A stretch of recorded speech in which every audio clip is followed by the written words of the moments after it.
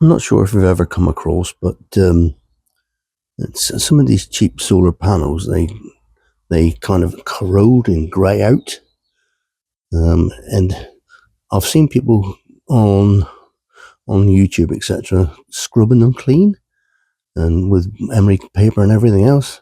And I thought, well, there's got to be an easier solution than that. So this is what I've come up with. It's this pristine lacquer. Spray it on. I have agitated it already.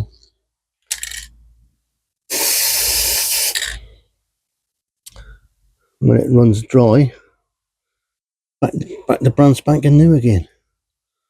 Absolutely easy in seconds. So that's what you want. I'm not paid by the company or anything. It's just something I found useful, so I thought I'd share.